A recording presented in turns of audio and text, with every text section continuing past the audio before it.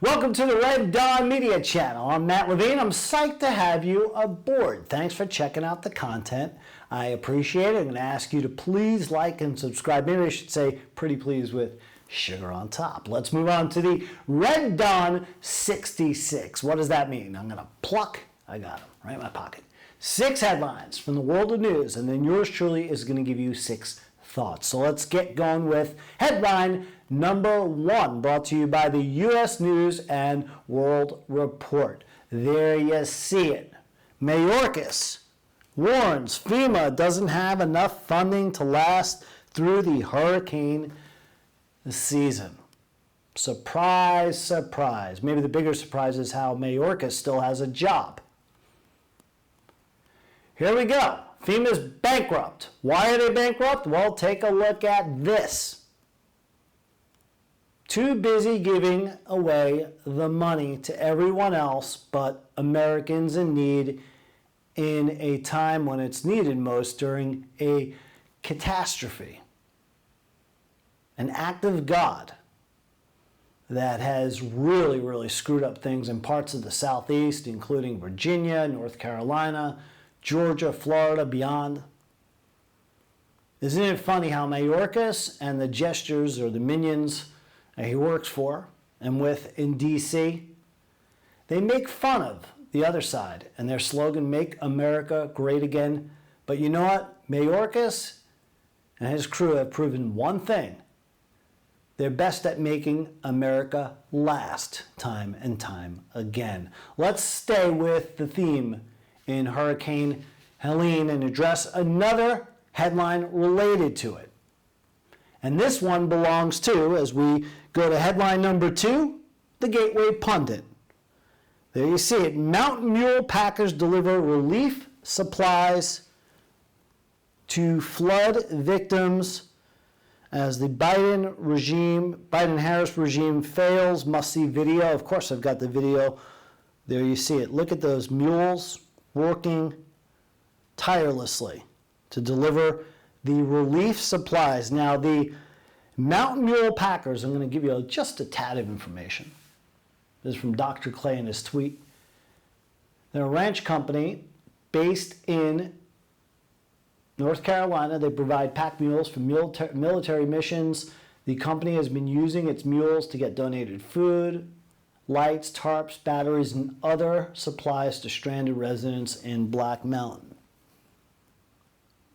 So how about that? Take a look at this still picture. This is in Swannanoa, North Carolina, and it reads, "This is what America's all about." And that's my prevailing thought.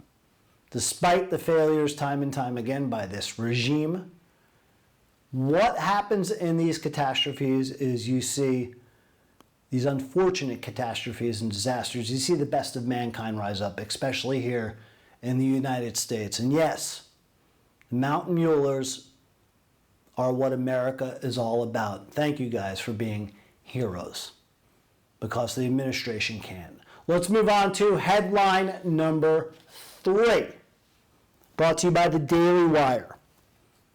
It's the last headline revolving around Hurricane Helene, but what a big story this is. It reads, "Nobody's going to help us. Residents in North Carolina rip feds, Biden and Harris for slow response." Isn't that sad in this day and age to have that attitude? When you pay your taxes and you're a law-abiding citizen and the blankety blank hits the fan and there's a catastrophe and you need help from those appointed by Uncle Sam and they leave you hanging. Look at that. They have no problem helping everyone else, this administration. But again, like I said before, time and time again, they leave Americans for last. This attitude needs to change, and it's time to put America first again. People shouldn't feel this. They should be able to have FEMA's help. From personal experience, I needed FEMA before and they came through. But that was before they depleted the war chest for illegal aliens. Time to take care of Americans first. End of story. Let's move on to headline number 4 as we drift away from Hurricane Helene. And again, my thoughts and prayers go out to all those folks affected. May the grace of God be with you. Number 4 is brought to you by the Los Angeles Times. Interesting way to kick this headline off. They use the word children. Children who joined 7-Eleven flash mob turned into police by their parents.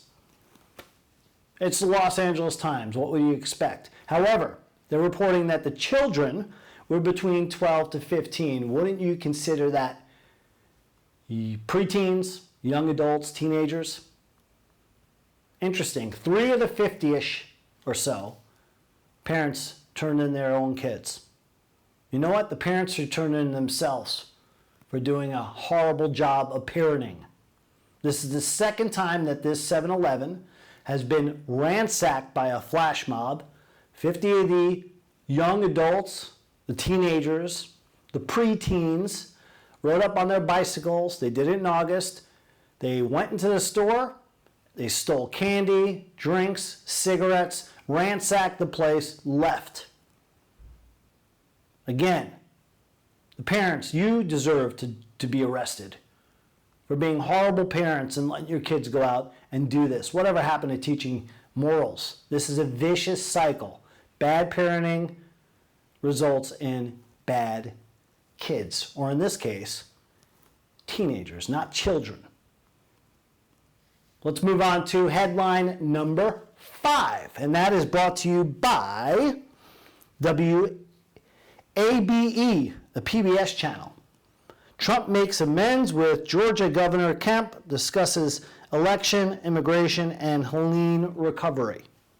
Now, there's a video on the Reddawn media channel you can check out about my thoughts of how important it's going to be, and now's the home stretch, about 30 days left to Election Day, to get alignment between Governor Kemp and President Trump in that state of Georgia, and it happened yesterday. Two forces came together. Take a look and listen. I hope you'll welcome the 45th President of the United States, Donald Trump. Mr. President.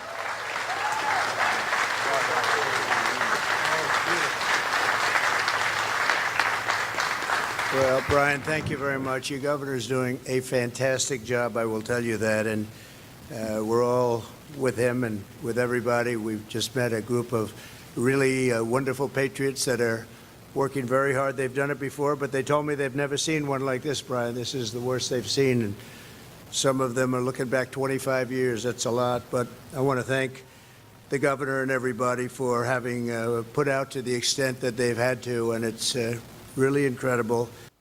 And my thought here, it's what I said in the video that I told you about that I did. It's pretty simple. Once these two guys come together, I think Trump kicks it into sixth gear and he starts moving fast down this home stretch. I think that is a real big, significant powering of forces.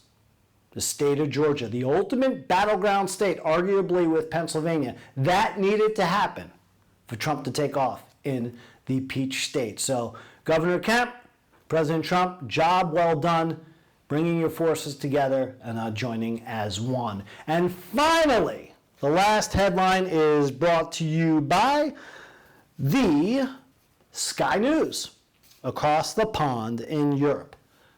And this one, as you see it, reads, car industry sounds warning alarm as electric vehicles car sales stall. This was reported by the SMMT. They're the Society of Motor Manufacturers and Traders across the pond in Europe. I'm going to use the phrase again. Surprise, surprise, surprise. The electric cars aren't moving. They're not selling here in the United States. They're not selling across the pond. They're not selling anywhere. Why? It's premature by about 30 years before they're baked, out of the oven, and ready to go. It's premature. You're trying to stuff the square peg in the round hole. We're not ready. And they're finding that out in Europe like they found out here in the United States, or vice versa. Anyway, that wraps up this Reddawn 66. All I have left to do is wish you a great weekend.